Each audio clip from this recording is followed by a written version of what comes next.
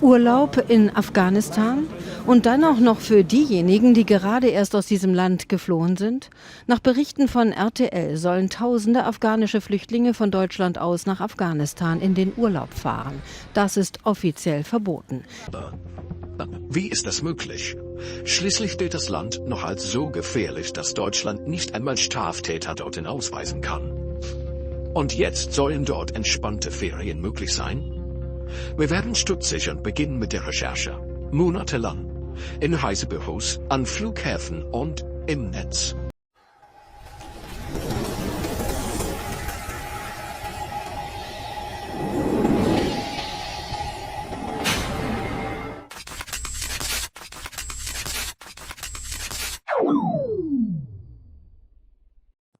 Setzt euch hin, lehnt euch zurück, das wird jetzt wild. Stell dir vor, du kannst dir keinen Urlaub leisten, aber jemand, der angeblich vor Krieg und Verfolgung geflohen ist, fliegt gemütlich nach Afghanistan. Und du zahlst dafür. RTL hat es aufgedeckt, afghanische Flüchtlinge machen Heimaturlaub, obwohl ihr Aufenthaltsstatus das verbieten sollte. Und das Beste, die Behörden schauen einfach weg. Dank Merkel, Baerbock und Co. haben wir jetzt eine unfassbare Gesetzeslücke, die genau das ermöglicht. Was ist da los in diesem Land und warum passiert nichts? Schaut euch das an. Wir müssen darüber reden, bevor es zu spät ist. Jetzt liken, abonnieren, kommentieren. Schreib deine Meinung in die Kommentare. Das muss jeder wissen. Auf geht's! Fast 500.000 Menschen aus Afghanistan leben in Deutschland, geflohen und hier bei uns Schutz suchend, aus existenziellen Gründen also, weil in Kabul natürlich das Terrorregime der Taliban herrscht und dort wird hin auch nicht abgeschoben. Ja, und dennoch fliegen offenbar Tausende aus Afghanistan in ihr Heimatland in den Urlaub.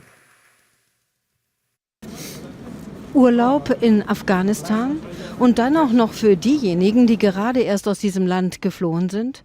Nach Berichten von RTL sollen tausende afghanische Flüchtlinge von Deutschland aus nach Afghanistan in den Urlaub fahren.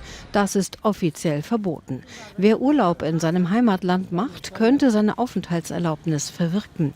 Doch die deutschen Behörden schauen offenbar nicht so genau hin und lassen die Flüchtlinge nach dem Heimatbesuch wieder nach Deutschland zurück. Der Urlaub in Afghanistan ist möglich, weil sich die Sicherheitslage durch die Terrorherrschaft der Taliban im Land verbessert hat. Damit ist Afghanistan zum ersten Mal seit über 40 Jahren kein Kriegsland mehr.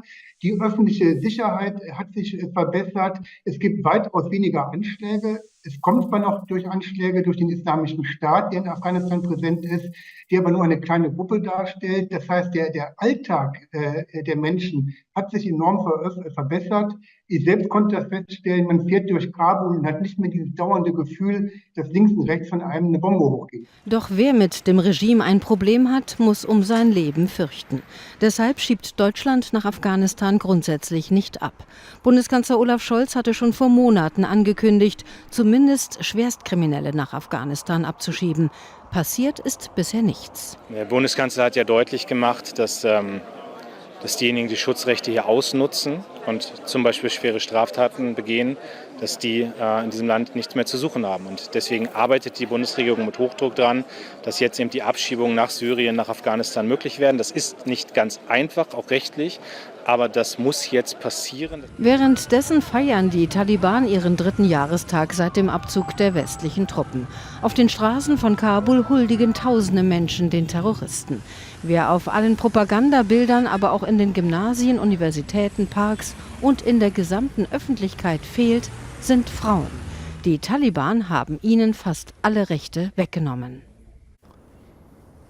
Wir fragen noch mal nach bei Achim Unser, uns aus Berlin jetzt zugeschaltet. Achim, Schutzsuchende aus Afghanistan, die hier sind, dann aber in den Urlaub fliegen nach Afghanistan. Wie gehen Regierung und Opposition damit um?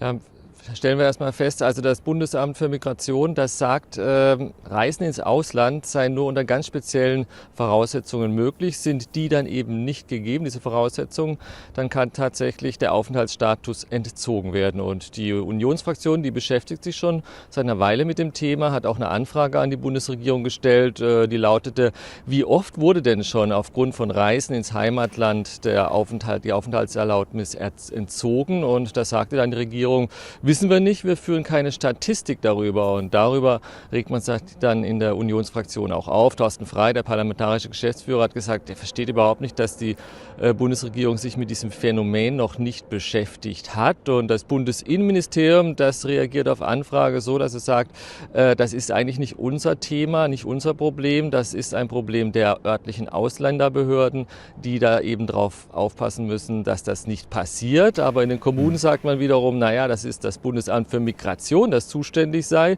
Und das Bundesamt für Migration verweist wiederum ans Bundesinnenministerium. Also so aktuell ist die Lage ungefähr. Ja, hört sich nach einer Menge Verwaltungskram an. Achim, wie kann man die Praxis jetzt konkret verhindern? Ja, in gewisser Weise gar nicht, weil wer da so ins Heimatland reist, der nutzt so ein Double-Entry-Visum und das geht dann über ein Drittland. Also im Fall von Afghanistan passiert das anscheinend dann oft über den Iran und dann bekommt man so ein Visum, das ist dann nicht in den Pass reingestempelt, sondern das ist nur ein loses Blatt, das da reingelegt wird und das dann eben auch bei der Ausreise oder nach der Ausreise aus Afghanistan auch wieder einfach entfernt werden kann. Und wenn diejenigen dann hier in Deutschland ankommen, möglicherweise dann eben von der Bundespolizei kontrolliert werden am Flughafen, dann kann man da nichts erkennen, dass die in Afghanistan waren, weil das Visum ja nicht mehr drin ist. Und die Bundespolizei, die sagt wiederum, wir haben nicht so viel Personal, wir können nur die Einreise kontrollieren und nicht bei der Ausreise, wo man eventuell dann doch noch ein bisschen mehr erfahren könnte. Also diese Kapazitäten gibt es nicht. Insofern sind da momentan die Chancen relativ gering, das tatsächlich auch zu entdecken. Achim, Dankeschön für diese Erklärung.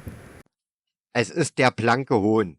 Während deutsche Familien jeden Cent umdrehen müssen, um sich überhaupt mal einen kleinen Urlaub leisten zu können, fliegen afghanische Flüchtlinge munter in ihre Heimat mit Geld, das wir erarbeitet haben. Wieso? Weil die Politik es ihnen ermöglicht. Merkel hat die Tür aufgemacht, aber Baerbock und Faeser haben das Ganze auf die Spitze getrieben. Man erzählt uns ständig, Afghanistan sei so gefährlich, dass Abschiebungen unmöglich sind. Aber für den Sommerurlaub scheint es plötzlich sicher genug zu sein. Diese Leute lachen uns aus, kassieren Sozialleistungen und machen sich dann auf nach Hause, während wir brav weiterzahlen. Und als Dank dafür bekommen wir noch ihren Glauben und ihre Regeln aufgedrückt. Ich sage, Schluss damit. Wer Urlaub in Afghanistan macht, hat hier nichts mehr verloren. Es kann nicht sein, dass unser Land in Kriminalität und Unsicherheit versinkt, während Politiker wie Baerbock und Faeser einfach wegsehen. Ich will ein Deutschland zurück, in dem weder Frauen noch Kinder Angst haben müssen, in den Zug zu steigen oder spazieren zu gehen. So ignorant kann Baerbock doch nicht sein, dass sie das nicht mitbekommt. Die Lösung ist klar. Wer sich in seiner Heimat so wohlfühlt, dass er dort Urlaub macht, soll bitte dort bleiben. Aber eine Rückkehr nach Deutschland auf keinen Fall.